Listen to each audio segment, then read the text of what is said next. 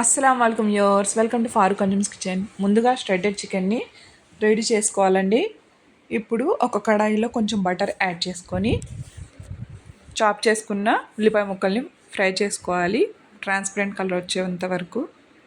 ఇప్పుడు ఒక teaspoon ginger garlic paste add చేసుకోవాలి. స్ట్రెడ్ చేసుకున్న చికెన్ని ఇందులో మిక్స్ చేసుకోవాలి. చికెన్ ఎలా స్ట్రెడ్ చేసుకోవాలి అనేది మనం ఇంతకుముందు వీడియోస్లో చూసుకున్నామండి. ఇక్కడ ఒక టీ స్పూన్ ధనియాల పొడి, అర టీ స్పూన్ గరం మసాలా, ఒక టీ స్పూన్ చికెన్ మసాలా, ఒక టీ స్పూన్ పెప్పర్ పౌడర్,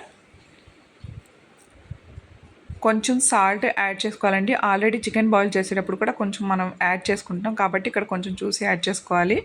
ఒక స్పూన్ కారం, ఒక స్పూన్ మైదా వేసుకొని కొంచెం పచ్చివాసన పోయిన తర్వాత హాఫ్ కప్ మిల్క్ వేసుకొని సిమ్లో ఉడికించుకోవాలి.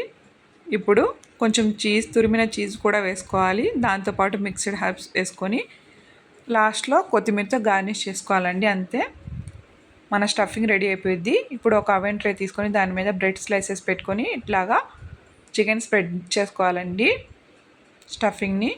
ఇప్పుడు ప్రీహీట్ చేసుకున్న అవెన్లో చూపించిన విధంగా బ్రెడ్ని సెట్ చేసుకొని దాని మీద బటర్ కానీ ఘీ కానీ వేసుకొని తురిమిన చీజ్ వేసుకోవాలండి. మనకి ఎంత కావాలంటే అంత వేసుకోవచ్చు. మిక్స్డ్ హర్బ్స్, కొంచెం కొత్తిమీర వేసుకొని ఆల్రెడీ ప్రీహీట్ అయిన అవెన్లో 5 నిమిషాల పాటు బేక్ చేస్తే చాలండి. అంతే, యమ్మీ and tasty chicken cheese sandwich ready. Thanks for watching.